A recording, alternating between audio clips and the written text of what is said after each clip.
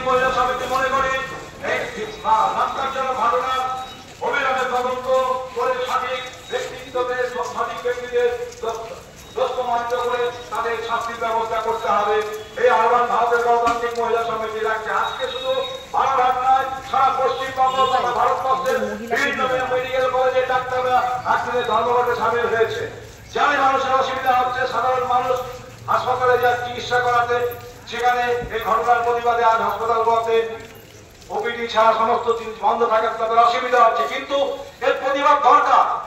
এমন একটা জায়গায় চলে যাচ্ছে তারপীয় সরকার, দিনের পর দিন মহিলাদের নিরাপত্তা বিঘ্নিত হচ্ছে। সরকার নিশ্চুপ এক একটা বিবৃতি দিয়েই তারা খালাস হয়ে যাচ্ছে।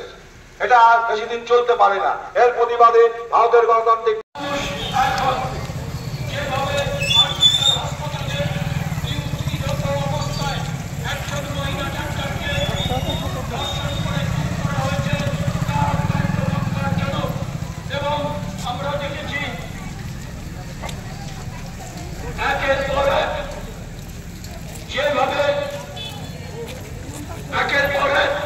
যেভাবে পশ্চিম বাংলার বুকে মহিলাদের উপর আক্রমণ নামিয়ে আনা হচ্ছে তা অত্যন্ত ক্ষতিকর।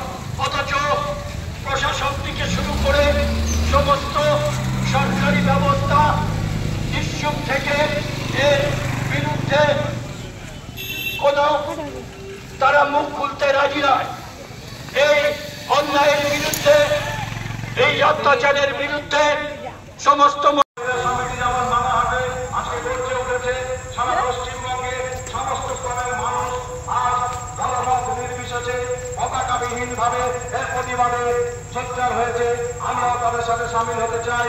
আমরা এরপর ধিক্কার জানাই এই ঘটনা এবং বর্তমান রাজ্য সরকারকে বাধ্য করতে চাই যে আপনারা সঠিক তদন্তের স্বার্থে সিবিআইকে সহযোগিতা করুন এবং সঠিক ঘটনার বহিঃপ্রকাশ সাধারণ মানুষের কাছে পৌঁছান এবং সারা পশ্চিমবঙ্গে তথা ভারতবর্ষের মহিলাদের যে নিরাপত্তার অভাব লক্ষ্য করা যাচ্ছে সেই নিরাপত্তা সুনিশ্চিত করতে হবে।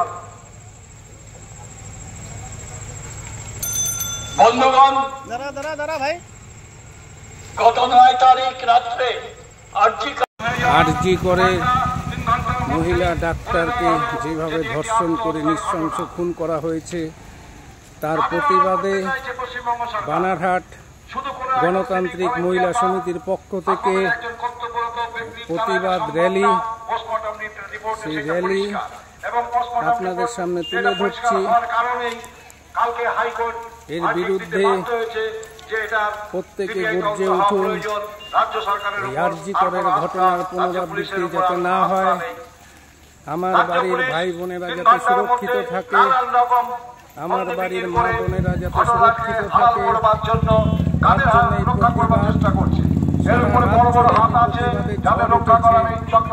এই প্রতিবাদ সামিল হবে। এই ভারতের গণতান্ত্রিক তদন্তভার সমিতি বানারহাট রাজ্য সরকারের হাতে দিয়েছিল। রাজ্য সরকার সঠিকভাবে করতে না পারার জন্য কালকে হাইকোর্ট ভার্ডিক্ট দিতে বাধ্য হয়েছে।